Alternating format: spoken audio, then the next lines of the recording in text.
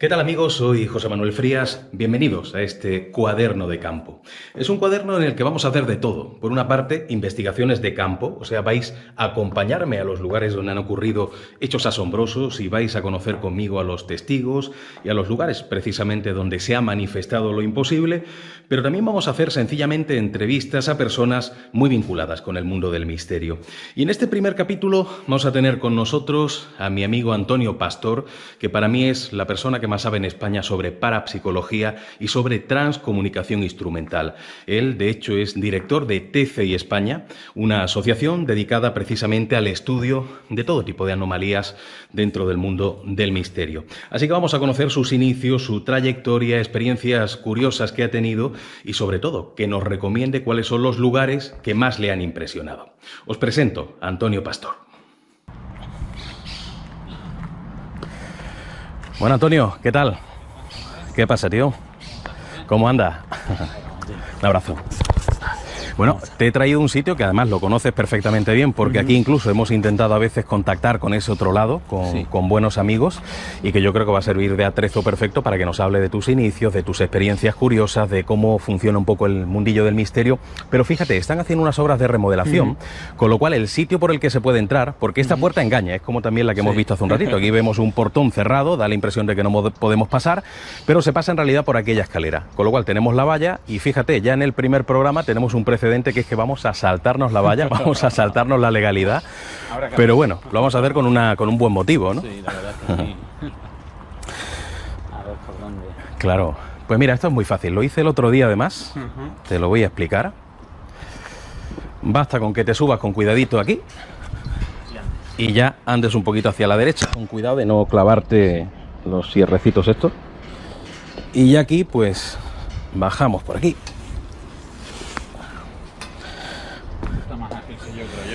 No, que lo hice el otro día, me he aprendido ya el movimiento. Que por cierto, en tu caso no puedo decirte eso de cuánto tiempo, nos vemos casi todas las semanas con estos eventos que estamos haciendo últimamente, ¿no?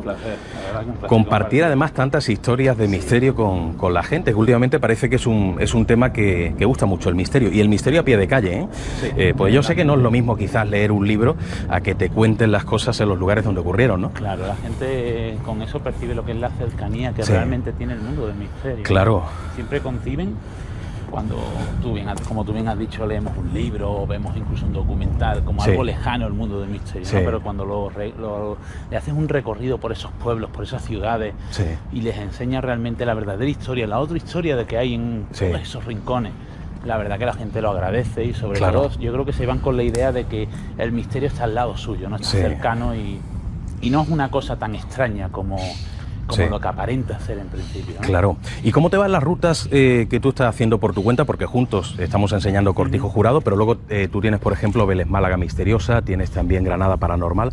¿Cómo ves la reacción de la gente cuando estás contando ese tipo de cosas? Pues la verdad que bastante bien, yo por lo menos lo percibo así, ¿no? Sí. Yo siempre pienso que una ruta no es un evento, ¿no? Sino que es un encuentro. Encuentro de personas que tienen algo en común. En este caso, pues les apasiona o les gusta de alguna manera el mundo del misterio. Y yo en todas las rutas les intento exponer lo que es el mundo del misterio en general. Ya no solo lo que son las rutas, los lugares que visitamos, las historias, el lado paranormal de todos esos rincones, sino también hacerle un enfoque general de lo que es el mundo del misterio. Claro. Y como la mayoría de las personas son apasionadas de ese mundillo, yo creo que se van bastante contentos, sobre todo porque yo intento por lo menos, si no dar explicación o dar respuesta a esas preguntas, por lo menos encauzarlos para que encuentren lo que es la respuesta a tantas preguntas que se suelen hacer. Casi una especie de cursillo acelerado de parapsicología, ¿no? Saber por qué ocurren las cosas. Yo creo que sí, la verdad que tanto en Vélez como en Granada me va bastante bien, pero por eso, porque siempre te quedas con ese sabor dulce de haber ofrecido y sobre todo haber recibido, ¿no? Porque También recibimos mucho, ellos no se dan cuenta cuando están ahí, a ese otro lado, pero lo que tú percibes es lo que te llena realmente para seguir, para continuar con este mundillo, con esta labor que a veces es bastante. Y no sé si te ha pasado alguna vez a ti como a mí, lo decía hace poco en el cementerio inglés, delante de mucha gente, que a veces, como termina el recorrido y la gente te cuenta historias que ha vivido, a veces terminas tú aprendiendo más que ellos, porque vas luego tirando del hilo de esas historias. Por supuesto, bueno, y nos llegan casos que Incluso de los mismos casos que nosotros ya llevamos documentados, nos llegan personas que realmente han vivido eso allí, o personas que han conocido gente que trabaja allí, que tienen familiares, e incluso en ocasiones he tenido hasta familiares de los, digamos, hablamos de un hecho luctuoso en un lugar, y familiares de los que han sufrido ese hecho, ¿no? Qué bueno. Entonces te llena de todas las maneras, claro. La verdad que sí, sobre todo lo que tú has dicho antes. Ofrecer en pie de calle el verdadero misterio, ¿no? Sí. Bueno, estamos en la cónsula. Voy a enseñar esto un poquito así porque hoy tengo los ojos en el pecho, ¿eh? Tengo que ponerme siempre de frente a los lugares para que la gente vea esta maravilla arquitectónica del siglo XIX. ¿A ti qué te parece la cónsula? Porque, de hecho, muy cerquita de aquí, luego vamos a enseñar el sitio, hemos estado experimentando con la gente. ¿A ti como lugar qué te parece? Pues la verdad que es un lugar bastante interesante, además de tener su parte de historia, ¿no? Es como en esos otros lugares que se transmite de alguna manera algo extraño, ¿no? Y la cónsula es uno de ellos, y hemos podido comprobarlo en algunas experimentaciones que suelen brotar, como solemos decir, esos resultados, y que siempre que te vas te quedas con esas ganas de más porque el sitio lo ofrece, ¿no? Y la cónsula tiene ese pequeño matiz de misterio que muy pocos lugares tienen. Claro, cierto. Aquí, por cierto, en esta zona que tenemos justo ahí delante, lo que es esta especie de pequeño claustro, es donde solía Ernest Hemingway, que le ha estado hospedado aquí varias veces, era amigo de William Davis, de la última familia importante que estuvo aquí ubicada, ponía ahí su escritorio, que era un escritorio además de pie, o sea, a él no le gustaba escribir sentado, y se ponía ahí a escribir. De hecho, vamos a enseñar ahora a todos nuestros amigos un mosaico enorme que tenemos aquí al ladito relacionado con Hemingway. Pero vamos a empezar a hablar de ti. ¿Cómo te metiste en este mundo del misterio? Porque en mi caso ha habido varios componentes que me han hecho dedicarme a él, pero yo no sé si en tu caso hay algún tipo de boom que en algún momento de tu infancia o de tu adolescencia te hizo pues querer saber un poquito más sobre este tipo de cosas extrañas. Bueno, yo siempre he sido de pensar que desde que tengo uso de razón siempre me ha apasionado esto, ¿no? Sí. Siempre me ha atraído ese otro lado de la historia, esos sucesos que no tenían explicación y que todavía muchos de ellos no la tienen, ¿no? No quiere decir que en un futuro no la tengan. Y siempre me he interesado por esos temas, ¿no? Lo que pasa es que sí es verdad que cuando empecé a ser más autónomo, por así decirlo, a ser más mayorcito, pues empecé a centrarme un poquito más y a percatarme de que si le dedicaba tiempo a esto, tenía que ser de una forma pues rigurosa, ¿no? Una forma que de alguna manera, pues si llegaba a algún tipo de conclusión, fuera por los cauces correctos, ¿no? Y ya aproximadamente a los 17, 18 años ya es cuando me empecé a involucrar más. Empecé a involucrarme más, contacté con lo que es la SEIP, me hice miembro de la SEIP y empecé, sobre todo cuando vi la amplia gama de lo que es el mundo del misterio, me centré más quizás por la parte que yo entiendo más objetiva. Los fenómenos paranormales se caracterizan, como tú bien sabes, porque son efímeros, esporádicos y espontáneos, es decir, se reproducen cuando ellos tienen a bien. Y es muy difícil captar un fenómeno paranormal. Pero a mí siempre me ha gustado esa objetividad y sobre todo intentar recoger pruebas. Y desde un principio entendí que la prueba más objetiva de esos fenómenos se basa en lo que solemos llamar lo que es la transcomunicación instrumental, lo que solemos conocer como psicofonía, ¿no? Y desde un primer momento me empecé a centrar en ese campo. En ese campo que llevo ya aproximadamente unos 18, 19 años experimentando, indagando, planteando mis hipótesis y sobre todo estudiando, ¿no? Formándome para que esas hipótesis que voy planteando tengan una cierta base, ¿no? Y la verdad es que es un campo que me apasiona, un campo al que le he dedicado muchísimas horas, muchísima vida, ¿no? Y que también me ha dado mucho, ¿no? Porque te hace también, además de meterte todo lo que es el mundo del misterio, lógicamente, casas encantadas, experimentación de campo en lugares que tienen historia y demás, pero sobre todo te hace un poco abrir los ojos, ¿no? Y percatarte de alguna manera de que algo raro, extraño, ocurre y que no sabemos su procedencia. Y estamos ahí estancados, aunque parezca mentira, ¿no? Muchos investigadores suelen asociar esos fenómenos con ese otro lado, con ese mundo espiritual, con la hipótesis trascendente del ser humano, pero no lo sabemos realmente. Es una hipótesis tan válida como cualquier otra. Lo que sí es verdad que ocurren esos fenómenos. Y en el caso de la transcomunicación instrumental podemos tener una prueba tangible de que ese fenómeno existe y se produce, ¿no? Y tenemos una prueba ahí para poder constatarla ante cualquier detractor, ante cualquier persona que quiera involucrarse en este mundillo. Y por eso me apasiona quizás demasiado.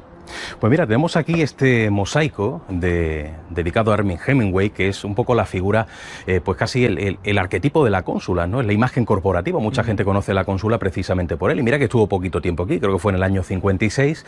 Él era amigo de William Davis, se hospeda aquí y sobre todo porque venía a hacer un reportaje sobre los toros, ¿no? Para la revista Life. Y como él conocía a Antonio Ordóñez y algunos otros toreros de la época, pues la mejor persona era él. Daba pequeños saltitos a Ronda, que es una ciudad, como tú sabes, muy taurina, pero se hospedó aquí durante mucho tiempo. Me parece curioso además el adorno de las conchas. Sí. Dicen que es un elemento relacionado con la eternidad, ¿no? De hecho, ahí en el cementerio inglés hay muchas tumbas que están cubiertas con conchas. Y luego vamos a enseñar además el sitio donde decían que Hemingway solía sentarse, muy cerquita de aquí, y donde dicen que se aparece su espíritu, ¿no? Vamos a seguir caminando. Y yo no sé, Antonio, si el hecho de haberte apasionado tanto la parapsicología ha sido quizá un motivo para que hayas dejado de lado otros ámbitos. Por ejemplo, yo nunca te he escuchado investigar historias de ovnis o historias de milagros religiosos. ¿Te interesan quizá un poquito menos? Hombre, todo fenómeno que se escape de lo normal me interesa, ¿no? Lo que sí es verdad es que es un campo tan amplio, el mundo del misterio, que tienes que centrarte, ¿no? Y realmente a mí lo que me apasiona más es ese otro lado, ¿no? Esa experimentación, ese posible contacto con algo. Y es verdad que he dejado un poquito más de lado a lo que es la fenomenología ovni, incluso las apariciones marianas y demás, pero también por falta de tiempo. El tiempo es limitado, y se requiere muchísimo para poder profundizar en un fenómeno tan apasionante como es el mundo de la transcomunicación instrumental, los fenómenos paranormales, y se escapa un poco todo lo demás, ¿no? Claro. Pero sin lugar a dudas también constituye un gran misterio, ¿no? Ese fenómeno ovni visto por tantísimas personas, ¿no? Y luego las apariciones marianas también, y luego conectan mucho, yo entiendo que también con el aspecto psicológico, con lo que es la tradición, la cultura de cada país, y es un fenómeno también digno de estudiar, ¿no? Lo que pasa es que, como te decía, pues el tiempo es el que hay y te centras más en lo que más te atrae, ¿no? Claro, normal. Bueno, el sitio en el que estamos, por cierto, es donde hemos experimentado con mucha gente, que de hecho cuando hacemos este tipo de eventos, a mí un término que no me gusta es el término cliente. Para mí son viajeros, son amantes del misterio, pero recuerdo haber estado aquí con un grupito de personas obteniendo esas inclusiones curiosas que nunca se saben de dónde vienen, como tú bien dices, pero ha sido un sitio al que le tengo mucho cariño, ¿no? Porque al final te haces amigo de todo el mundo. Hay una relación entre el que está contando las historias y el que las recibe, ¿no? Esa especie de reciprocidad, ¿no? De esas experiencias lo que queda es eso, ¿no? Esa complicidad que se genera en esas 2 horitas, 3 horitas, 4 horitas, dependiendo de la actividad que estés realizando, y es con lo que te llena, ¿no? Y lo que te hace ver que cuando realmente palpas, sientes la pasión que tiene muchísima gente por este mundillo, y te vas dando cuenta de que no vas por el camino equivocado, ¿no? Sino que en vez de ir solo vas de la mano de muchísima gente.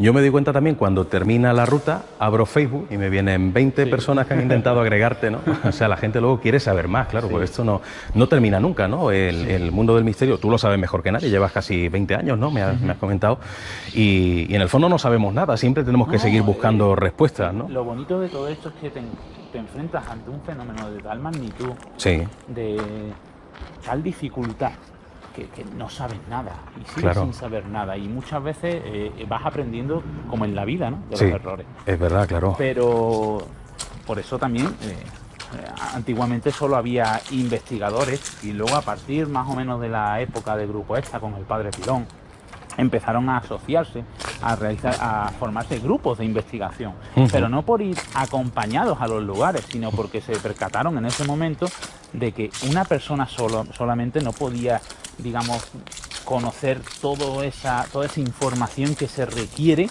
para afrontar un caso, y se necesita un equipo multidisciplinar. Exacto, que por eso se generan los grupos de investigación, ¿no? Y a pesar de que en ocasiones, que eso es lo que realmente pasa ahora en el mundo del misterio, creo yo, la gente empieza a realizar todas esas experiencias, esas inclusiones en esos lugares marcados por el misterio, que son importantísimas y hay que disfrutar, pero empiezan como por el hecho de imitar lo que ven, y no se basan en lo que realmente están haciendo. Yo creo que eso es uno de los principales problemas que estamos teniendo ahora mismo con el mundo del misterio. La gente empieza a utilizar ciertos aparatos En muchas ocasiones, en otras no, pero en muchas ocasiones percibimos que sin saber realmente qué está detectando ese aparato, por qué estás utilizando ese aparato y cómo puedes traducir que ese aparato detecte algo. Y eso es donde realmente yo creo que tenemos que empezar a trabajar, ¿no? En esa base, en esa formación, que por suerte en España tenemos mucha formación e información gratuita, de la mano de muchísimos grandes maestros, ¿no? Que siempre te tienden la mano y de alguna manera van dejando su legado, pero tenemos que coger ese testimonio, ¿no? Y seguir, quizás no por ese camino, quizás por un camino similar, ¿no? Pero sobre todo con esa base, siempre tenemos que guardar esa esencia de todas esas personas que llevan muchísimos años investigando y sobre todo dando esa información que te va a servir a ti para avanzar a pasos agigantados hasta por lo menos un poquito antes de lo que van ellos, ¿no? Pero ya ese avance lo tenemos y en eso nos estamos equivocando. Estamos empezando por tangentes, por caminos que quizás estamos cometiendo los errores que cometieron ellos al inicio. Estamos hablando de 30, 40 años de retraso, ¿no? Y tenemos que empezar a unirnos un poco más y a ir todos a una y sobre todo a lo que venimos, ¿no? A disfrutar de esto principal, pero a intentar encontrar conclusiones y buscar respuestas. Claro. ¿Sabes por qué me he parado aquí? Porque aquí Hemingway se pegaba más de un bañito. Tengo una fotografía en la que se ve en bañador. Ahora no, yo me pegaría un bañito si hubiera agua, claro, pero la verdad es que aquí se lo pasaba muy bien Hemingway con esta familia. Me decías que empezaste en el ámbito de la parapsicología porque era un tema que te interesaba mucho, pero yo no sé si también ha habido algún tipo de vivencia en tu infancia, alguna vivencia extraña. A mí me ha ocurrido también de pequeño, alguna cosa rara que me llamaba la atención. No sé si alguna vez has tenido algún encuentro con lo sobrenatural de pequeño que te haya también empujado un poquito más a dedicarte a esos temas. Yo, para responderte de primeras ya directamente, yo no he visto un fantasma. Nunca. Yo nunca he visto un fantasma, no he tenido esa suerte y los compañeros pensarán que estoy loco, ¿no? Pero todo el apasionado por el misterio, por este ámbito del misterio siempre intenta ese encuentro, ¿no? Para poder vivirlo, para ver realmente cómo se produce. Pero sí es verdad que como cualquier persona somos sensibles, tenemos esa percepción, esa sensorial y en ocasiones sí he sentido cosas. Yo he presentido cosas que escapan a veces a la lógica. He vivido situaciones quizás un poco extrañas, ¿no? Y eso, sumado a esa inquietud que tenía desde pequeño, pues lo que me ha ido también ayudando, ¿no? Y empujando un poquito a que siga avanzando. Yo he podido presentir, sobre todo desde el punto de vista del fenómeno Sigama, ¿no? Lo que es la captación mental, no en base a ver fenómenos, pero sí he podido presentir cosas, he podido vivir situaciones que se escapan un poco a la lógica y quizás ello también de alguna manera me ha empujado a seguir avanzando. Claro. De todas formas, no hay por qué ver un fantasma para creer en estos temas. Quiero decir, se pueden vivir muchas otras situaciones o no vivir ninguna, porque también hay miles y miles de testigos en todo el mundo que lo han visto y por lo tanto, o sea, que han visto un fantasma o que han vivido alguna experiencia extraña, ¿no? Incluso una persona como periodista que cubra el misterio también puede creer en eso, aunque no lo haya vivido, porque se basa un poco en lo que han vivido los demás. ¿Tú sabes dónde sí dicen que se ha vivido fenómenos extraños? Lo que vamos a ver ahora es un cenador, le dicen, ¿no? Una especie de cenador, de templete, que además está aquí desde principios del siglo XVIII. Vamos a ver ahora la fecha. Esto lo construyó el propio cura López. Y de hecho se dice que este hombre, cuando fallece a principios del XVIII, fue enterrado en el propio cenador. Esto se utilizaba sobre todo en las casas señoriales, en los jardines, para, por ejemplo, en verano, cuando hacía mucho calor, la gente se metía dentro y no les daba el sol en la cabeza. En invierno llovía, pues te metías dentro y te resguardabas y podías estar disfrutando del jardín. Con lo cual parece que este cura se lo construye y dice la tradición, y vamos a enseñar el sitio exacto, que aquí en el suelo de este templete, que además es impresionante, esto es lo más antiguo que hay en toda la cónsula, ¿no? Dicen que justo aquí, además voy a señalar aquí al suelo, justo ahí en medio, en esa especie de cruz que forma los ladrillos, estaría enterrado el cura López. Y de hecho estamos viendo alrededor adornos que son del siglo XVIII, son también conchas, veneras, y de hecho aparece ahí la fecha, no sé si se ve bien, creo que es año 1726, pone año, y luego abajo 1726, eso es antiquísimo. Y aquí mucha gente dice que ha visto una especie de fantasma que va rodeando el templete. repente, en mitad de la noche, ¿no? Con lo cual, me imagino que si mucha gente dice haberlo visto es porque seguramente algo hay. Claro. Pero claro, aquí nos encontramos muchas veces con eso que decimos, puede ser un fantasma, puede ser una especie de eco del pasado, hablamos muchas veces de impregnación ambiental. ¿Tú piensas que si realmente este hombre está enterrado aquí abajo, podría haber una manifestación, vamos a decir, paranormal o a nivel de eco de ese pasado?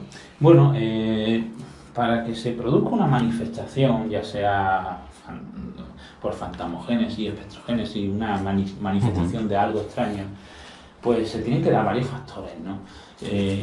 Hay lugares que realmente tienen esos factores. Uno de ellos es esa impregnación ambiental. En la impregnación ambiental se puede generar por muchísimas circunstancias, como tú bien sabes, por cualquier hecho luctuoso, que puede generar esa impregnación por energía vibracional, o incluso por el apego de cualquier persona que muere y trasciende, por así decirlo, entendiendo que existe la vida después de la muerte, por el apego a algo físico también, o incluso un lugar, o incluso a no separarse de su cuerpo. Nos hemos encontrado casos. Entonces, en cualquier lugar puede darse esos factores para que se genere esa manifestación. Luego, lo que los basamos casi siempre, por desgracia, porque el fenómeno paranormal es tan esquivo que es muy difícil captarlo, siempre es la recogida de testimonios, ¿no? Que, como tú bien sabes, nosotros rompemos una lanza a favor de los testigos porque realmente son la base por la que nos nutrimos todos, ¿no? Y es muy probable que después de eso, porque la gente nos va a contar que ha visto un fantasma porque sí. Y lo interesante de estos casos es que no es que te cuenten que han visto un fantasma o que han visto una manifestación de algo, es que te describen esa manifestación y luego personas que no tienen nada que ver con esos otros testigos te cuentan la misma manifestación, con lujo de detalles, ¿no? En el mismo lugar y sin saber nada de la historia real de este lugar en este caso. Entonces podríamos concluir que, a pesar de que no podamos percibirlo, porque esa percepción extrasensorial no la tenemos todos, ni mucho menos activa, y dos, nos basamos en una percepción por sentidos limitados. Entonces, ante eso tenemos que abrir un poco la mente y entender que existen más niveles, existen más energías que desconocemos y que pueden manifestarse en cualquier momento. Y por qué no pensar que en este lugar pues se manifiesta esa figura. Claro.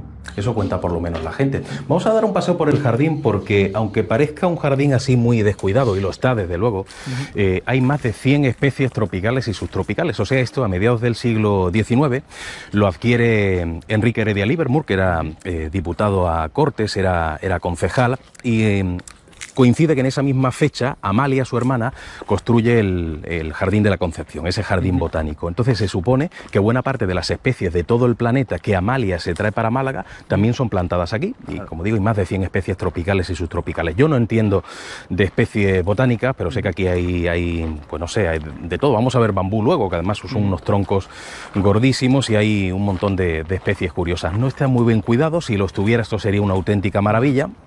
Pero por lo menos es un jardín interesante para poder pasear. Y muy cerquita del sitio en el que estamos, y de hecho vamos directamente para allá, hay una especie de palmera que está cortada a modo como si fuera una especie de sillón, y se dice que ahí Hemingway solía sentarse, ¿no? Y que además se aparece su espíritu. Hay personas que han visto a un hombre con una barba muy poblada, y además Hemingway tenía un rostro muy característico, y hay personas que la han podido ver, ¿no?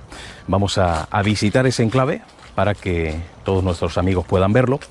Antes me comentabas lo del tema de los grupos de investigación, de intentar, pues, de alguna manera ir juntos en este camino que es el misterio, pero habitualmente ocurre todo lo contrario. Me he dado cuenta de que los grupos de investigación suelen estar casi siempre peleados unos con otros. ¿Qué os pasa, no?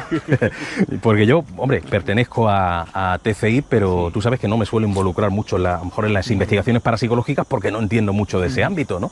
Pero desde fuera siempre me he sorprendido, siempre me he dicho, ¿qué les pasa a estos grupos que parece que están siempre peleados, que da la impresión de que, creo que es por aquí, que da la impresión de que hay un sentido de la posesión, ¿no? Cuando uno va a un sitio y luego va a otro grupo, se pelean entre ellos? ¿Por qué ocurre eso, tío? Bueno, tenemos que tener en cuenta que este tipo de grupos de experimentaciones lo realizan personas. Sí. Las personas somos como somos, ¿no? Y al final, en toda actividad que realizamos, al fin y al cabo, transmitimos cómo somos. Y el ser humano se caracteriza por la individualidad, en muchos casos, la avaricia, la falta de compañerismo, y en este caso pues también se traduce en esos grupos de investigación. Es verdad que es muy común, por desgracia, en algunas provincias más que en otras, ¿no? Pero es muy común encontrarse lugares en los cuales hay guerras, literalmente. O sea, en lugar de ayudarse, se consideran competencia unos entre otros, pero fíjate, ¿no? Qué cosa más extraña, ¿no? Porque se consideran competencia, se echan tierra del uno al otro, pero sin embargo lo que no se dan cuenta es que deberían de estar unidos, porque ahí está la persona, el detractor de turno, que realmente es el que echa tierra, ¿no? Exacto. Y es el que se beneficia encima de esa especie de pelea de trifulcas que siempre hay entre grupos. Trifulcas, como tú bien has dicho, por esa especie de posesión en muchas ocasiones, ¿no? Los lugares no son de nadie, en el sentido de que un lugar, lo que pasa en un lugar es de ese lugar. Claro. Y nosotros, nuestra misión tiene que ser investigar, experimentar y transmitir lo que ocurre allí. Pero porque yo esté aquí, en cualquier otro sitio, investigando, experimentando o transmitiendo lo que pase, no quiere decir que ese caso sea tuyo, sea mío, ni de nadie. Incluso tiene que estar agradecido de que te hayan contado esas historias. Por supuesto. Y aunque lo haya descubierto yo, él, el que sea, quien sea, lo que debe estar agradecido es que compañeros vinieran a corroborar que lo que hay allí realmente es lo que pasa, ¿no? Y lo que se cuenta es la historia real. Que ese proceso mediante el cual has recogido esos datos, has recogido esos registros sonoros, esas imágenes, todas esas bases sobre las que nosotros nos documentamos para poder empezar a plantear esa hipótesis de lo que ocurre en ese lugar, que haya sido correcto, y que te ayuden entre todos, que entre todos vayamos en un mismo camino para intentar llegar al fin que nos mueve realmente a los apasionados por el mundo del misterio, que es dar una solución, una explicación a lo que ocurre, y en base a eso, de cada caso también, por lo general, empezar a plantear hipótesis para intentar dar una explicación al por qué se generan esos fenómenos. Y eso es uno de los aspectos también en los cuales nos estamos equivocando, ¿no? Y aunque yo siempre me considero un poco en ese aspecto como tú, ¿no? Que doy ese paso atrás y no me meto en esas guerras, porque yo lo que busco es lo otro, ¿no? Es la unión. Sí, es verdad que nos tenemos que meter todos, ¿no? En el sentido de que todos al fin y al cabo somos culpables de eso, y es otra cosa que hay que cambiar. Tenemos que empezar a comprender de que esa pasión que te lleva a esos lugares, a pasar noches enteras experimentando, va a dejar de ser pasión y de disfrutarse cuando empiece a ser una guerra. Y lo que tenemos que hacer es disfrutar entre todos e intentar aportar ese granito de arena. Seguramente nadie de los que habemos ahora mismo en esta realidad daremos con alguna clave. Tenemos que ser humildes. Seguro. Lo que sí podemos hacer es aportar un granito de arena para que nuestros predecesores, nuestros sucesores, vayamos entre todos, entre los que han habido, los que habemos y los que habrán, pues intentar acumular información para que en un momento dado, en un futuro, esperemos que no muy lejano, empiecen a darse esas soluciones, ¿no?, a todo lo que ocurre hoy día. Tenemos que tener en cuenta que hace 300 años ver a una persona con una linterna prácticamente te quemaban por brujo, ¿no? Es decir, la tecnología va avanzando, vamos avanzando nosotros con la tecnología, y tenemos que procurar encauzar todos estos fenómenos para que entre todos pues demos una cierta explicación, o por lo menos encauzar el tema para que los futuros investigadores pues puedan encontrarse cuando empiecen a investigar pues una base, ¿no? Y poder seguir a partir de ella. Oye, ¿qué opinas de la historia de esta especie de sillón? Lo que vemos aquí es una palmera cortada, le han puesto el cemento para mantenerlo un poquito, que no se rompa, pero dicen que aquí se sentaba Hemingway, que ahí leía, que ahí escribía además. De hecho, aquí escribió por lo menos parte de su libro París era una fiesta. Entonces hay personas que pasean por aquí de noche, porque esto está abierto siempre, y dicen que ven la figura de un tipo sentado con una barba muy poblada. No sé si eso puede ser imaginación o qué es lo que puede estar ocurriendo aquí. ¿Tú qué opinas de que te cuenten una cosa como esa, que diga, he visto a Hemingway sentado en esta palmera? Bueno, es opinar ante un fenómeno paranormal, pues siempre se te vienen dos cosas, ¿no? Una cosa que es una cosa extraordinaria, lógicamente, que una persona sin necesidad ninguna te cuente eso, y que no sea solo una persona, sino que sean varias personas a lo largo de un tiempo te vayan contando ese fenómeno. pues te despierta curiosidad, ¿no? Y por otro lado, como investigador, pues no me extraña nada. En muchísimos lugares nos encontramos con manifestaciones, quizás más esporádicas en unos lugares que en otros, pero manifestaciones de alguien que en un momento dado se ha sentido atraído, a gusto en un lugar, ¿no? Se me viene a la cabeza pues muchísimos casos en los cuales hemos tenido la situación esa. Recuerdo en Motril, la casa de la Condesa, donde estuvimos experimentando con el grupo ESTA y se manifestaba una niña. Y fijaros qué curioso, se manifestaba una niña y la niña, según comentaron, pues estaba allí. Incluso las personas, los miembros sensitivos, que todos sabemos quiénes son del grupo ESTA, pues la pudieron percibir, la pudieron sentir y pudieron mantener una especie de conversación. Y la niña no quiso irse. ¿Pero por qué? Porque en vida esa niña había sido maltratada en esa casa por una persona, por un hombre. Ese hombre murió y se fue. Entonces esa niña lo que decía es que ¿cómo me voy a ir ahora de mi casa si nunca he sido feliz y ahora que no está él es cuando estoy aquí feliz? Es decir, claro, tenemos que llegar a comprender que si existe esa vida después de la muerte, y nos basamos en esos testimonios de esas personas que han estado en su umbral, con esas experiencias cercanas a la muerte, todos defienden que siguen siendo ellos mismos. Entonces quizás tú estés a gusto en un lugar y no te quieras marchar. Lo que sí parece es que esa membrana que separa a los vivos de los muertos es tan fina que a veces como que se sobrepasa, claro, y vemos ese otro lado, ¿verdad? Vemos o nos hacen ver. O nos hacen ver, claro. O nos hacen ver, porque yo siempre lo digo. Para nosotros aquí, en este momento, escuchar un golpe, quizás sea traducido, sea un motivo de miedo. Para ese otro lado, si es que existe, quizás sea, oye, que estoy aquí. Una llamada de atención, claro. Es decir, tenemos que ver siempre los dos matices de lo que es un fenómeno. Y quizás pues si esa entidad estuviera a gusto aquí y en un momento dado quiere manifestarse, pues ¿por qué no hacerse ver, como un guiño a ese visitante para decir yo estoy aquí, ¿no? y estoy a gusto? Claro. Ya que formas parte de grupos de investigación, hay algo que también siempre he tenido la duda. O sea, me he dado cuenta de que muchos grupos de investigación de gente muy jovencita, tú sabes que ahora hay grupos a patadas, ¿no? Muchas veces tienden más a buscar el sitio tenebroso a nivel visual más que a las historias. Entonces hay veces que me ha dicho a lo mejor algún amigo que pertenece a algún grupo de investigación, oye, he ido a tal sitio, que es un sitio muy raro, una casa a las afueras, medio destrozada, tal, y cuando le he preguntado si haya ocurrido alguna vez algo, hay testimonios, me dicen que no. Entonces da la impresión de que quizá esos grupos actuales de gente muy joven, quizás con poca experiencia, tienden más a lo llamativo más que a las historias en sí. Pues yo entiendo que cuando tú vas a algún sitio donde vas a experimentar es porque sabes que haya ocurrido algo, te han contado algo, ¿no? Pero es que realmente yo creo que esto viene en hilo a lo primero que hemos dicho, esa falta de formación y ese hacer las cosas por imitación, ¿no? La gente entiende que una investigación en fenómenos paranormales en un lugar es llegar, hacer fotos, grabar vídeos, intentar registrar alguna psicofonía y a los 3 días colgar un vídeo en YouTube o en cualquier red social y decir, investigación en... No, eso no es una investigación. Eso yo diría que es una especie entre un híbrido, una mezcla entre experimentación y excursión. Y nos estamos equivocando en eso. Una investigación requiere de años, años de numerosas experimentaciones y sobre todo de esa labor de investigación documental, de tirar de ese hilo histórico para intentar buscar la esencia de lo que ocurre allí. Intentar de alguna manera, cuando encuentras los diferentes hechos luctuosos y situaciones que se han generado en ese lugar, intentar asociarlo a lo que se está produciendo ahora mismo en base a fenomenología paranormal. Eso es una investigación. El objetivo, plantear una conclusión, el por qué se genera eso ahí, o intentar en otros casos dar solución.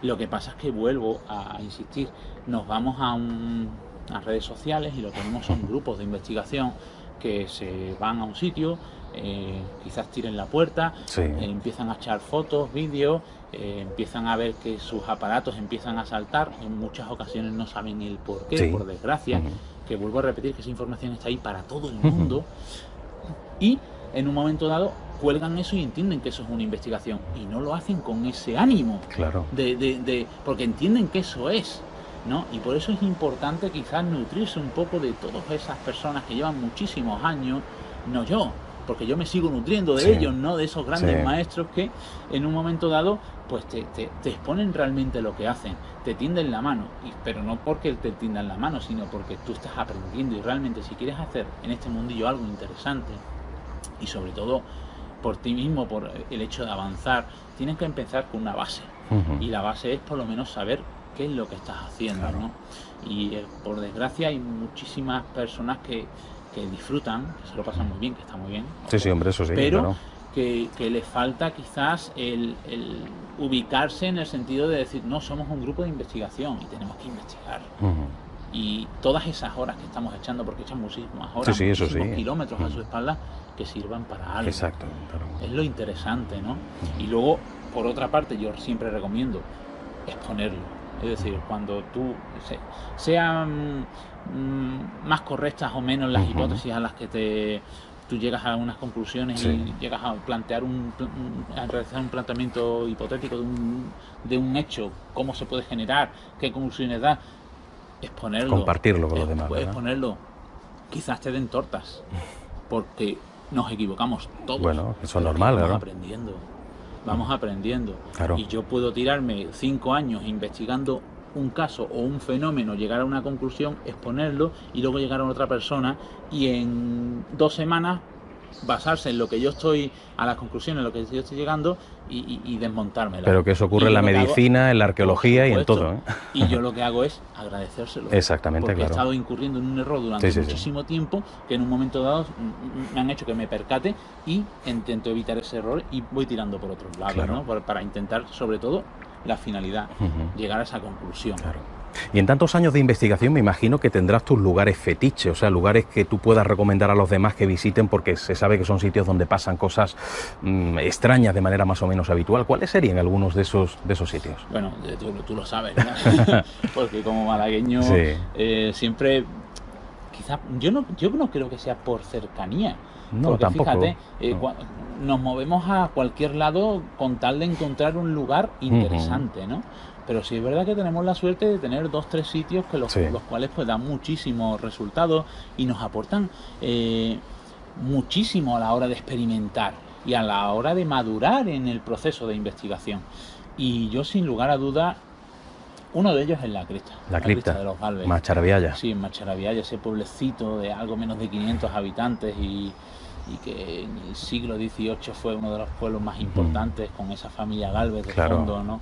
Y toda esa historia, esas promesas no incumplidas, pero sobre todo los fenómenos que podemos vivir allí y sobre todo la facilidad que da el lugar a la hora de poder experimentar con un cierto grado de limpieza en los resultados, ¿no? Tanto sonoros como visuales, es decir, estamos hablando de un lugar acondicionado para que puedas estar horas y horas tranquilamente controlando todas las constantes y obteniendo resultados bastante interesantes, ¿no? Otro de los lugares quizás esa fábrica, ¿no? La fábrica para mí es especial, porque la fábrica de San Joaquín en Maro, porque la fábrica nos contó su historia. Siempre el investigador, como tú bien has dicho antes, vamos a lugares que tienen esa historia porque pasan cosas, pero cuando tú vas a un lugar, porque algunos testimonios han dicho que han sentido algo extraño y de repente ese lugar te empieza a relatar literalmente lo que ha ocurrido allí y después tú, con el paso de los años, vas tirando de ese hilo histórico y te vas percatando de que lo que has obtenido tú mediante la transcomunicación instrumental es totalmente cierto, siempre te quedas con algo allí, ¿no? Con un pedacito de ti. Y también es un lugar muy activo, ¿no? Como hemos podido vivir nosotros en muchísimas ocasiones, tanto en la fábrica como en la cripta. Son lugares que para mí son especiales y que están ahí, ¿no? Están ahí abiertos a que podamos experimentar, no para ya afiancarnos con un lugar, no para... no solo para disfrutar de él, ¿no? Sino para basarnos en todos esos resultados, ese procedimiento que hemos estado realizando y poder sacar conclusiones ante el mismo. Tenemos cripta de los Galvez en Macharabiaya, fábrica de azúcar en Maro, en Nerja, y un tercer punto que te gusta, ¿cuál? Hombre, Cortijo. Cortijo, ¿no? Cortijo Jurado, lo iba a decir, pero digo, voy a esperar a ver si me dice otro. Cortijo Jurado es especial, claro. ¿no? Pero bueno, o sea, yo creo que todo malagueño, todo lo malagueño relacionado con este mundillo siempre Cortijo la ha traído por algo, ¿no? A mí, yo desde Cortijo yo he estado experimentando. La primera vez que entré yo creo que hace unos 13, 14 años, 15 años tranquilamente. Y he vivido muchísimas experiencias allí. Experiencias que he podido sentir, experiencias que no he podido sentir pero que me han podido transmitir, y que luego a lo largo de los años nos hemos percatado de que, como hace poquito, ¿no? Con este compañero, que en una de las rutas, antes de comenzar la ruta, lo voy a comentar un poquito. Sí, claro. Empezamos a charlar con él y nos dijo que tenía esa capacidad, ¿no? Estaba despertándosele esa percepción, esa sensorial. Y en mitad de cuando estábamos finalizando la ruta, estábamos en el pequeño momento de experimentación, empezó a relatar que estaba presintiendo algo, ¿no? Era la figura de un niño. Yo, en cuanto me dijo esto, yo como suele decir, ¿no? Puse la oreja tiesa y puse la antena para él, ¿no? Y bueno, terminamos la experimentación, comentó un poquito lo que estaba viviendo, pero luego ya cuando terminamos lo que es la experiencia, me quedé yo hablando con él y me relató lo que había vivido, ¿no? Y había visto un niño con unas características determinadas, con una vestimenta determinada y muy detallada que me describió, y resulta que es que ese niño con esa vestimenta exacta, con esa cara, esa forma de corte de pelo, todo lo que es el niño en sí, había sido relatado por otro compañero mío hace unos 13 años. Claro. En el mismo lugar prácticamente, ¿no? Entonces son situaciones en las cuales te encuentras con dos cosas, ¿no? Uno, te das cuenta de la magnitud del fenómeno, ¿no? Y de que sigue ahí. Y de que aunque en ocasiones vayas tú solo y no puedas percibirlo, están ahí, ¿no? Y dos, te das cuenta de la magia del lugar. La magia del lugar, y es lo que te sigue atrayendo del mismo, y quizás que en cada situación como esa, pues te vas uniendo más a ese sitio, ¿no? Y de alguna manera forma parte de ti. Vamos a seguir paseando, dejamos este sitio donde entiendo que habría algún tipo de ánfora ahí en medio o cualquier cosa, pero este jardín es precioso, sobre todo si estuviera bien cuidado, o mejor cuidado, sería una auténtica maravilla.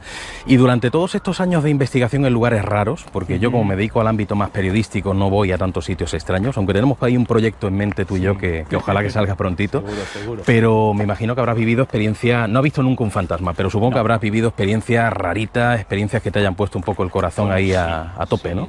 Sí. Bueno, en Cortijo Jurado mismo. Sí. En Cortijo Jurado yo en una ocasión pude sentir, como estábamos en lo que es la capilla, ¿no? Esa capilla que, como tú bien sabes, está sacralizada, esa capilla donde hipotéticamente se realizaban esos ritos satánicos, ¿no? Esos ritos tanto satánicos como masónicos, ¿no? Al final hacer sufrir a una persona, ¿no? Y que se quedan tan impregnados esos lugares. Estábamos allí ubicados una noche y de repente empezamos a escuchar por el pasillo que da a lo que es la capilla una especie de pasos. Pasos que llegaron hasta donde estábamos nosotros. Pero esos pasos empezaron a rodearnos. Como tú bien sabes, la capilla está llena de escombros. Sí. Y se escuchaba lo que era el sonido de los pasos, y se veía hasta de moverse los escombros. Es decir, algo Qué físico estaba palpando ahí. Y de repente a uno de los compañeros le tiraron de una mochila, pero literalmente le tiraron de la mochila, que es que lo tiraron al suelo. Joder. Cosa, la verdad, que te impacta, ¿no? Y que en un momento dado pues te marca, ¿no? En otra ocasión, en una casa particular, en un pueblecito de aquí de la Zarquía, estábamos en Sevilla, en Carmona, en el monasterio del Diablo. Fuimos a experimentar. Y de repente nos llama esa familia, porque estaba en contacto con nosotros, habíamos estado ya experimentando en esa casa porque ocurrían fenómenos y demás, y nos llaman esa familia porque estaban ya desesperados. Esa noche era una locura. Nos dirigimos desde Carmona hasta la Zarquía, y llegamos y demás, empezamos a entrevistar a la familia para ver qué había pasado. Había habido ciertos movimientos, ciertos ruidos, habían visto una especie de sombras y demás, estaban los niños asustados y demás, y nos ponemos a experimentar, ¿no? Para intentar captar algún registro sonoro, es decir, realizar psicofonía. Y nos vamos, era una casita muy estrechita, muy pequeña, estaba casi siempre, eran 2 habitaciones grandecitas pero unidas por un arco, y tenían 3 plantas. Y arriba era una especie de azotea, ¿no? Pero con caseta, como una especie de ático, por así decirlo. Nos fuimos a la planta de arriba, un compañero y yo, solos. Entre una habitación y otra, con ese arquito, había una silla. Una silla que podíamos describir como esas sillas antiguas que tienen ese asiento acolchado muy pronunciado y de madera. Y de repente nos ponemos a realizar una sesión psicofónica. Yo no soy una persona especialmente sensible, no percibo realmente mucho, ¿no? A veces sí, ¿no? Te vas habituando, ¿no? Pero no llego a percibir como otras personas. Pero sin embargo, no me preguntes por qué, pero en esa situación, yo estaba incluso en el otro extremo de la habitación, me tuve que centrar la mirada en la silla. Había algo que en un momento dado me estaba trayendo de esa silla. Y se lo dije a mi compañero. Le dije, vamos a ponernos aquí. Y mientras que estábamos en silencio, y el compañero, porque yo dejé de hacer preguntas para estar centrado en la silla, no me preguntes por qué, pero fue así, empieza a realizar esta sesión, y yo estaba centrado en la silla. Y de repente veo con mis propios ojos, y mi compañero lo pudo corroborar, de que la silla empieza a realizar unos ruidos extraños. La madera de la silla empieza a crujir y literalmente esa especie de acolchamiento empieza a hacer como si algo invisible estuviera apoyándose ahí, como si algo estuviera sentándose. Y pudimos percibirlo, ¿no? Son situaciones en las cuales quizás en ese otro lado se haya manifestado algo, o quizás nosotros, en ese estado alterado de la mente, hayamos generado, o yo en ese caso haya generado ese fenómeno, ¿no? De una forma u otra. Para mí un fenómeno inexplicable y bastante interesante, ¿no? Claro. El hecho de vivirlo pues también te va marcando, ¿no? Y es una cosa más tangible que puedas vivir tú en primera persona ese fenómeno, para que quizás pues otra vez pues te vayan dando ese aliciente para seguir en ese camino. Claro. En esto de la sensibilidad yo tengo una duda, porque tú dices que no eres sensitivo, yo tampoco, o sea, cero sensitivo, y gente que delante mía han percibido cosas y yo jamás, pero claro, a veces he vivido situaciones extrañas. ¿Eso ocurre porque todos somos sensitivos aunque sea en un nivel muy bajo, o porque hay cosas que son tan físicas que no tienes más remedio que verlas aunque seas menos sensitivo que una roca? Bueno, los últimos estudios se basan en que esa percepción extrasensorial, que es la que él hace esa capacidad de sensibilidad, lo que tienen los medios no desarrollados, se ubica incluso en una parte de nuestro cerebro, concretamente en lo que es la glándula pineal. La glándula pineal es una pequeña glándula que es la que se encarga del estado onírico, del estado del sueño. Y ya podemos percatarnos con ese estudio de que físicamente esa percepción extrasensorial está ahí. Es decir, todos tenemos esa capacidad. Hay personas que la desarrollan, personas que no. Pero, claro, está ahí, está latente. Y en ocasiones puedes, en un momento dado, puedes percibir algo. Y es en base a ti, no en base al fenómeno que sea más fuerte ni nada de eso, sino que tú en ese preciso momento pues estás más, digamos, captando de una forma más clara todas esas experiencias y esas sensaciones, ¿no? Una percepción extrasensorial se puede producir también por un estado alterado de la mente. También. Un estado alterado de la mente puede ser una situación de miedo, una situación de angustia, una situación de shock, o incluso la concentración. También. Hay personas que suelen percibir cosas cuando están estudiando, cuando están concentradas. Tú estás ejercitando esa concentración y en ese momento puedes percibir de alguna manera de una forma más clara. Es más, uno de los ejercicios iniciales para entrenar esa capacidad, esa percepción extrasensorial, es simplemente encender una vela. Pero no por el hecho mágico que se le atribuyen a esas velas, ¿no? Sino porque enciendes la vela y te concentras en la llama. Y es ese poder de concentración el que te hace, digamos, de alguna manera poder empezar a percibir de otra forma. Es algo casi hipnótico, supongo, ¿no? Sí. Como el péndulo todos tenemos esa imagen de Paloma con esa bola de cristal, Paloma Navarrete. Paloma no ve nada en esa bola. Esa bola le sirve como un objeto para concentrarse. Realmente esa capacidad está dentro de ella y dentro de todos nosotros, ¿no? Lo que pasa es que en ocasiones se percibe más, menos. Hay personas que no perciben nunca. Por eso nos llegan muchísimos testimonios de personas que han vivido situaciones extrañas en el famoso duermevela, cuando estaban durmiendo y de repente se han despertado para beber un vaso de agua o demás, y de repente le han parecido ver algo, ¿no? Sentir algo, sentir cómo se sientan en su cama, o ver a alguien conocido que ha muerto delante de ellos, ¿no? Y casi siempre, fíjate hasta qué punto llegan a estar confusos, que no saben si realmente estaban dormidos o estaban despiertos. Hemos dicho que la glándula pineal es la que se encarga del estado onírico. el sueño. En esa situación, en ese momento, esa glándula pineal está más activa que nunca porque estamos en un estado de sueño y por consiguiente, si ahí está dentro de esa glándula también se encuentra la percepción extrasensorial, podemos entender que esa percepción extrasensorial también está más latente. Claro. Y es un momento propicio para poder captar algo que quizás en otra situación normal pues no seas capaz de captar. Me ha contado antes una vivencia curiosa en Cortijo Jurado. En el caso de en el caso también de la fábrica de Maro nos han pasado muchas cosas conjuntas, ¿no? Pero en la cripta también has vivido alguna cosa que te haya llamado bastante la atención, ¿o no? Bueno, en la cripta viví una situación de termogénesis. Estábamos 3 compañeros y de repente era verano y teníamos todo lo que es el aparataje dispuesto y fíjate, estaba yo, aparte de con el medidor de temperatura fijo, estaba con el medidor de temperatura pistola, láser, ¿no? haciendo un barrido. Nosotros cuando realizamos una experimentación en un lugar, digamos, ponemos puntos estratégicos en los cuales vamos midiendo constantemente todas las constantes, entre ellos lo que es la temperatura. Y me encontraba en ese preciso momento midiendo justo donde está la tumba de lo que son la tumba de la familia Gálvez. Estaba midiendo la temperatura. En esa situación teníamos en lo que era frente a los nichos, lo que era una barrera láser con sensor de movimiento y un sensor de movimiento por infrarrojo pasivo apuntando a lo que eran los nichos, ¿no?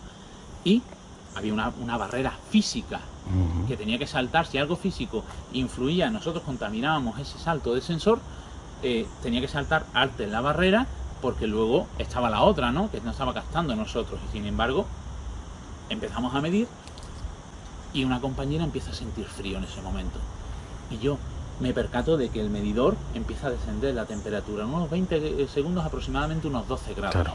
Y justo cuando lleguen en el punto más bajo empiezan a saltar los sensores, pero solo el sensor de movimiento, los otros no saltaron, no había nada físico que estaba influyendo sobre él. ¿Qué pasa? Que esos sensores de movimiento tienen lo que son 2 luces, ¿no? Una verde y una roja. La verde es que está activo. Cuando ese sensor de movimiento capta algo físico, la roja, de repente la verde se apaga y la roja empieza a parpadear. Ah, claro. Y de repente, a la de 5 o 6 parpadeos, empieza a sonar. En esa ocasión, el sensor de movimiento saltó con la luz verde. Es decir, no había detectado nada, sino que algo había influido sobre ese sensor para que saltara. Es más, tienen mando y no funcionaba con el mando, le tuve que quitar la pila directamente. Si hubiera seguido funcionando con la pila ya lo hubiera tirado. Hombre, eso ya para salir corriendo, claro. Sin la pila no. Sí. Y oye, en el caso de la fábrica de Maro, ¿qué cosas son las que más te han impresionado? Porque no sé si es ese sonido de pasos, si es la psicofonía, porque aquella psicofonía del fusilamiento, a mí me habla mucho de la psicofonía del infierno, pero yo creo que Germán de Argumosa, si levantara cabeza y resucitara, escucha esa psicofonía y se queda alucinado, ¿no? No sé si... Para mí es la más impresionante que he escuchado en mi vida. A mí me ha impactado, y no solo a nosotros, sino a muchas personas que lo han escuchado, ¿no? Y para mí la fábrica me impacta todo. En la fábrica he vivido sensaciones y situaciones, la verdad que sumamente interesantes. Situaciones en las cuales la lógica se te desmonta. Sí, sí, totalmente. Hemos estado sentados y nos han estado tirando piedras desde la primera planta cuando no hay suelo y no hay nadie, ¿no? Y proyectando piedras literalmente. Sí. Hemos podido ver sombras, escuchado pasos. Y desde el punto de vista de la transcomunicación instrumental, solo hay que escuchar esa psicofonía, ¿no? Donde literalmente grabamos un fusilamiento nítido.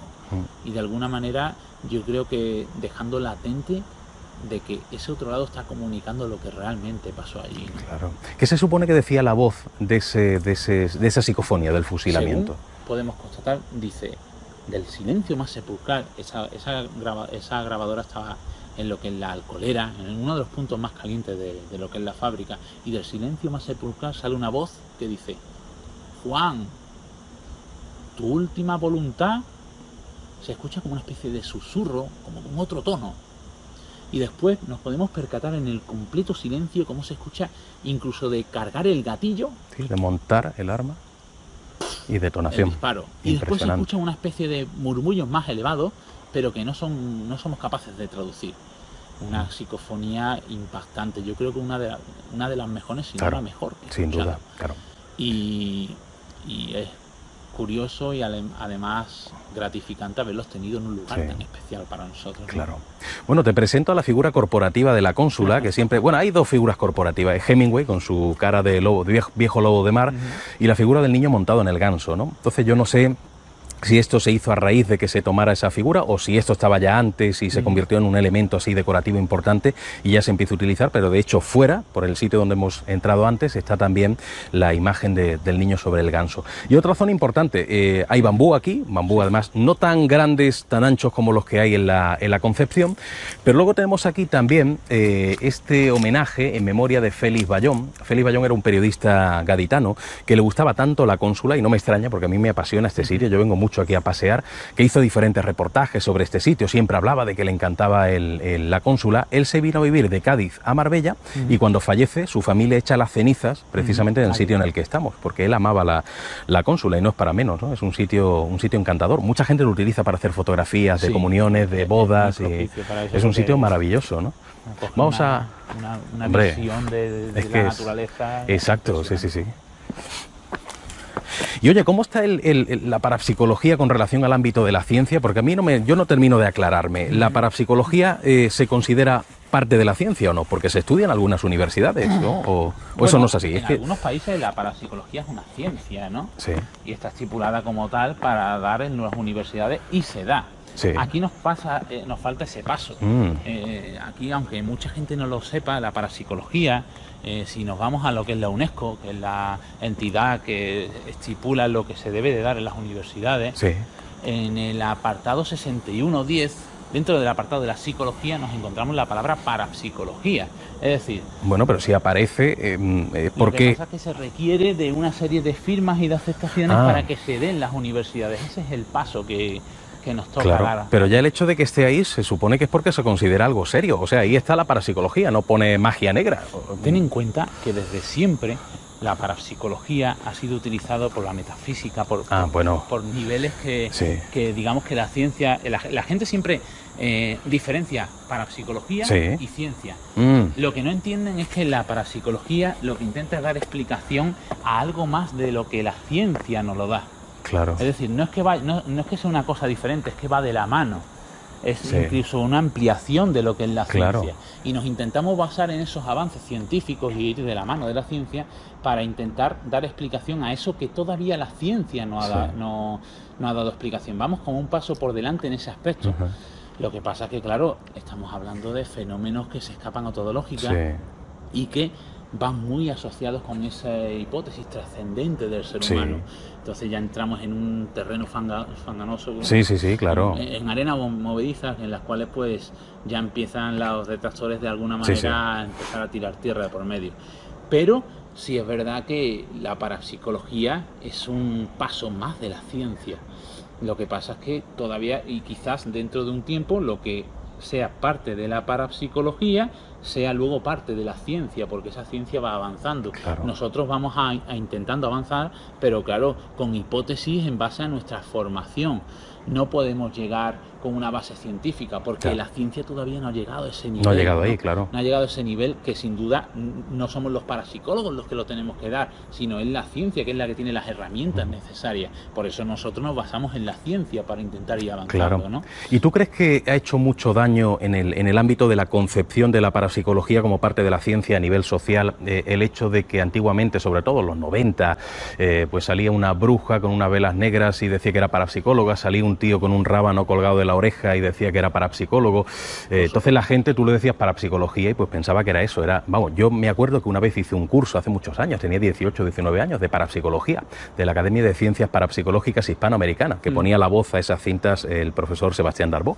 Y cuando yo le decía a algunos amigos, soy parapsicólogo, ellos me decían, pues échame las cartas, ¿no? O sea, que rápidamente lo relaciona con las mancias, con ese tipo de cosas un poco raras, ¿no? Sí, eso ha hecho muchísimo daño, ¿no? Porque al fin y al cabo nosotros nos movemos en la sociedad por lo que la gente concibe que estás haciendo, ¿no? Y la gente, por desgracia, no profundiza en lo que es una cosa, sino se basa en lo que ha escuchado de unos y de otros y la primera imagen que le llega.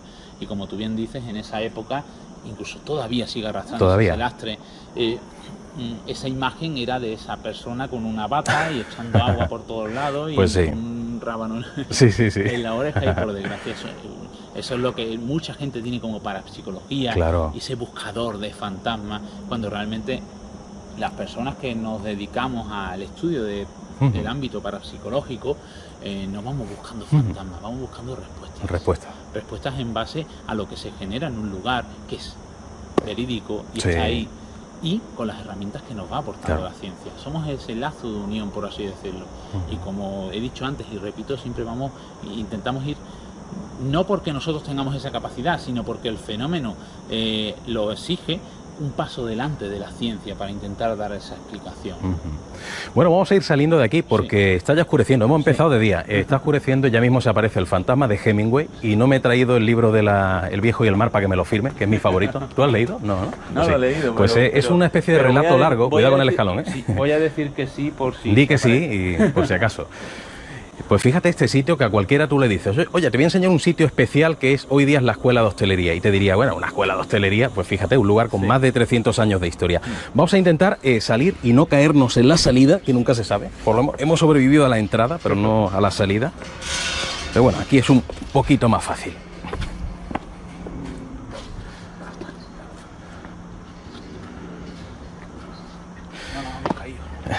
Y esto es lo que te decía antes, ahí detrás de este árbol, medio escondido, está dibujado, está creado la formación del niño encima del ganso. La verdad que una lástima que no esté tan bien cuidado como debería, ¿no? Efectivamente. Pero es un lugar estupendo, ¿no? Para pasear y para disfrutar claro de la historia que y del paisaje. Pues ha estado muy bien este primer capítulo piloto. Hemos conocido la cónsula, hemos conocido algunas historias relacionadas con ese ámbito del misterio que tanto te gusta. Y bueno, yo creo que ha sido interesante. Además, lo que yo pretendo con este tipo de charlas, que no quiero llamarlo entrevistas, pues precisamente eso, más que conocer el ámbito frío de una temática en particular, pues un poquito conceptos y experiencias, que es un poco lo más bonito, ¿no? Claro, es muy interesante. Claro. Y un placer compartir este ratito contigo. Aquí detrás, precisamente detrás de este murito, está el templo Hare Krishna. Algún día entraré también, a ver a quién me llevo conmigo ahí.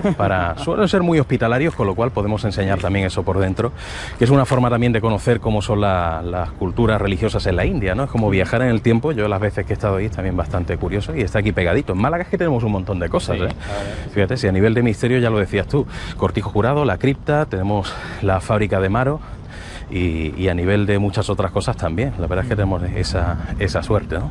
La verdad es que sí, sobre todo pues también gracias a tu labor de poder indagar en esos pueblos y recorrer todos esos kilómetros para sacar esos misterios, pues es importante, ¿no?